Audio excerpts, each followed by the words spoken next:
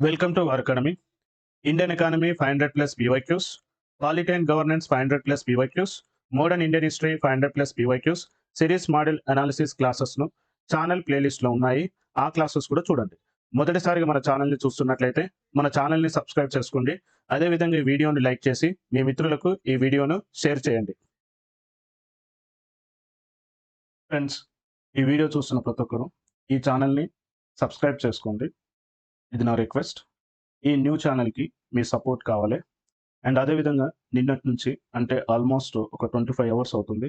Paper 2లో ఉన్న 150 questions ఈ క్రాస్ వెరిఫికేషన్ చేశాను. అందులో సెక్షన్ ఏ ఎకానమీలో 75 క్వశ్చన్స్లో నాకేం మిస్టేక్స్ దొరకలేదు. సెక్షన్ బి సైన్స్ అండ్ టెక్నాలజీలో 3 క్వశ్చన్స్కి కీ మిస్టేక్ దొరికింది అన్నట్టు. రైట్. సో ఇప్పుడు వచ్చేసి ఏంటంటే ఆ 3 క్వశ్చన్స్ ఏందో ఒకసారి చూద్దాం. ఫస్ట్ క్వశ్చన్ వచ్చేసి ఏంటంటే 132 క్వశ్చన్. ఈ 132 క్వశ్చన్ వచ్చేసి ఏంటంటే అసర్షన్ చూడండి ఒకసారి.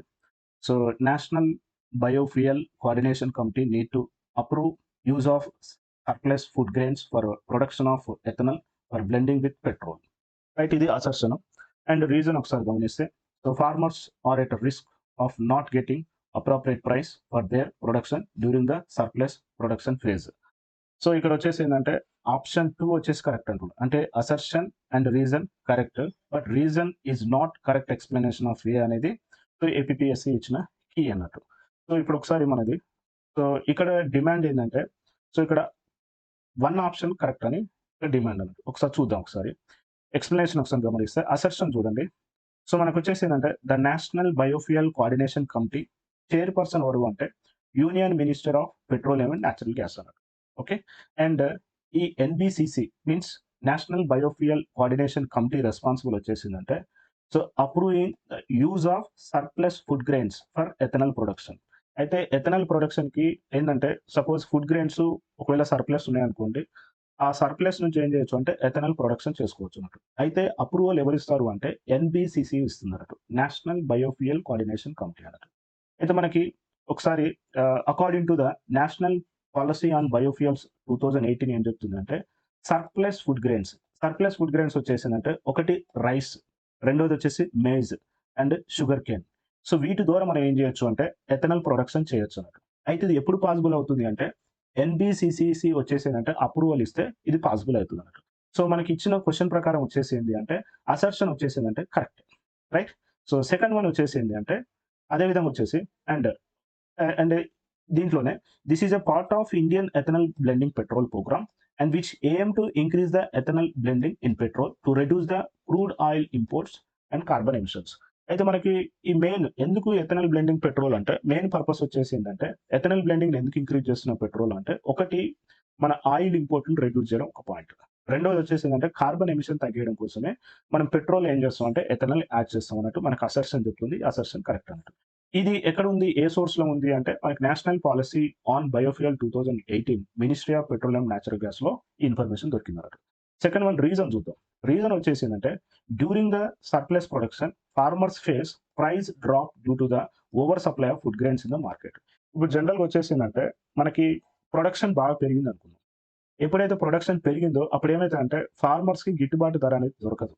ఎందుకంటే over supply of food grains ఉండడం వల్ల మార్కెట్లో ఫార్మర్స్కి వచ్చేసి ఏంటంటే ప్రైస్ అనేది తగ్గిపోతుంది, అంటే గిట్టుబాటు ధర అనేది తగ్గిపోతుంది. దీనివల్ల ఏమైతే ఫార్మర్స్ లాస్ అయ్యే ఛాన్స్ ఉంది.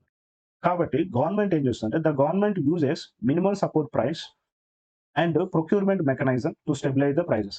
గవర్నమెంట్ ఏం చేస్తుందంటే జనరల్గా వచ్చేసి మినిమం సపోర్ట్ ప్రైస్ ద్వారా అండ్ ప్రొక్యూర్మెంట్ ద్వారా వచ్చేసి ఏం చేస్తుంది అంటే ప్రైస్ని స్టెబిలైజ్ చేస్తుంది. But sometimes diverting surplus grain to the ethanol production to help maintain price stability.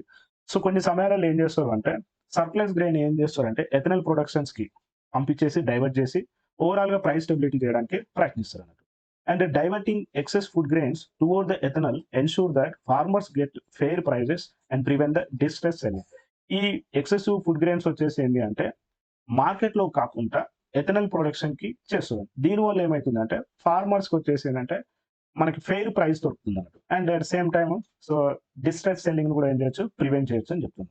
So మనకి ఇచ్చిన సో ఇయర్ క్వశ్చన్ లో వచ్చేసిందంటే రీజన్ కూడా కరెక్టే. ఓకే, రీజన్ కూడా కరెక్టే. సో 132 క్వశ్చన్‌లో వచ్చేసిందంటే అసర్షన్ కరెక్టే, రీజన్ కరెక్టే అన్నట్టు. రైట్? ఇప్పుడు వచ్చేసిందంటే ఫస్ట్ స్టేట్మెంట్ ఏం చెప్తుందంటే assertion and reason are correct and R is correct explanation of A అని చెప్తున్నారు. అయితే ఇక్కడ వచ్చేసిందంటే ఇక్కడ గమనిస్తే ఈ పాయింట్ మనం గమనిస్తే ఎన్‌బీసీసీ ఆమోదం అవసరం. ఎందుకంటే ఎథనాల్ ఉత్పత్తి ఆహార భద్రతను ప్రభావితం చేయకుండా రైతులకి న్యాయమైన ధరలు అందించడంలో ఇది సహాయపడుతుంది. సో కాబట్టి మనం ఏం చెప్పొచ్చు అంటే ఇక్కడ వచ్చేసి ఏంది అంటే ఈడ ఆర్ ఎక్స్‌ప్లెయిన్ ఏ కరెక్ట్‌లీ అంటే A and R correct and R is the correct explanation of A అన్నట్టు. ఇది ఫస్ట్ స్టేట్మెంట్.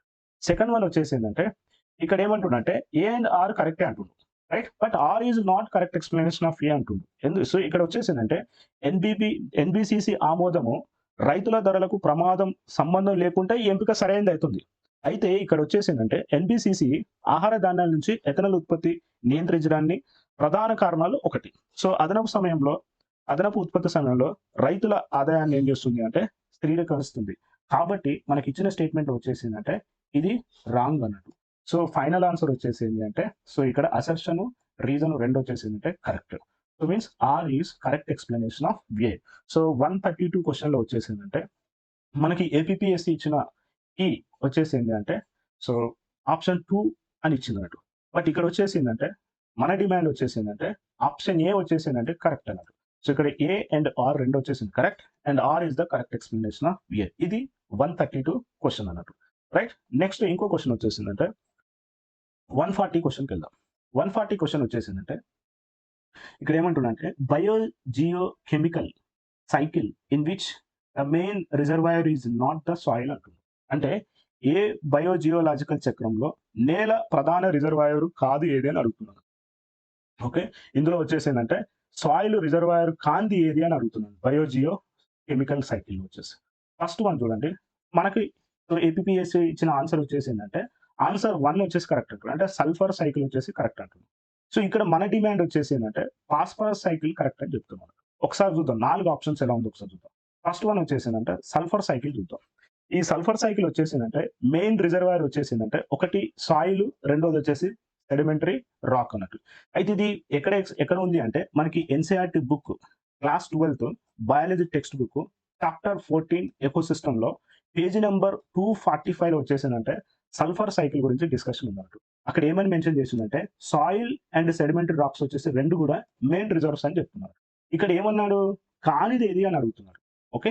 బట్ ఇక్కడ వచ్చేసింది సల్ఫర్ సైకిల్ వచ్చేసి ఏంటంటే సాయిల్ అండ్ సెడిమెంటరీ రెండు కూడా వచ్చేసి ఏంటి అంటే మెయిన్ రిజర్వాయర్స్ అన్నట్టు. సో కాబట్టి మనకు వచ్చేసిందంటే ఏపీపీఎస్సీ ఇచ్చిన ఆన్సర్ 1 అనేది డామ్ షూర్ గా రాంగ్. ఓకే? ఇది రాంగ్. ఓకే? సో నెక్స్ట్ వచ్చేసిందంటే నైట్రోజన్ సైకిల్ చూడండి. అలానే సేమ్ అదే టెక్స్ట్ బుక్ లో వచ్చేసిందంటే చాప్టర్ 14 లోనే మనకి పేజ్ నెంబర్ 244లో చెప్తుందండి. ఇక్కడ వచ్చేసిందంటే నైట్రోజన్ సైకిల్ ఉంది కదా, ఈ నైట్రోజన్ సైకిల్ కి వచ్చేసిందంటే మెయిన్ రిజర్వాయర్ వచ్చేసిందంటే అట్మాస్ఫియర్ అన్నట్టు. దాని తర్వాత వచ్చేసిందంటే సాయిల్ కూడా వస్తుందంట. ఓకే?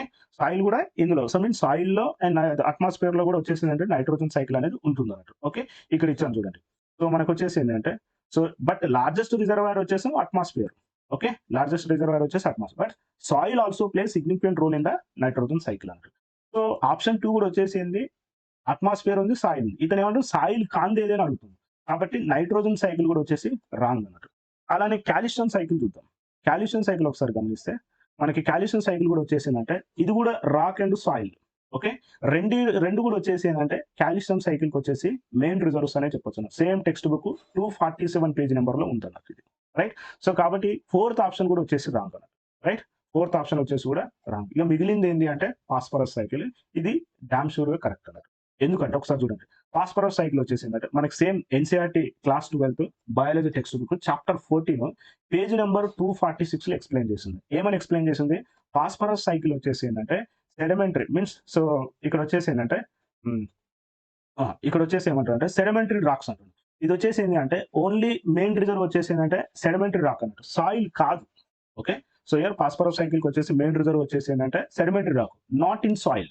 సో కాబట్టి వచ్చేసిందంటే ఆయన ఏమడుగుతున్నాడు నాట్ ఇన్ సాయిల్ అడుగుతుంది. కాబట్టి వచ్చేసిందంటే ఫాస్ఫరస్ సైకిల్ వచ్చేసి రైట్ అన్నట్టు. సో 140 క్వశ్చన్ లో వచ్చేసింది అంటే టీఎస్పీసీ ఇచ్చిన ఆన్సర్ 1 అనేది రాంగ్. సో మన డిమాండ్ వచ్చేసిందంటే ఆన్సర్ 3 వచ్చేసి కరెక్ట్ అన్నట్టు. ఇది 140 క్వశ్చన్ అన్నట్టు. నెక్స్ట్ వచ్చేసి ఏంటంటే 141 క్వశ్చన్ చూద్దాం.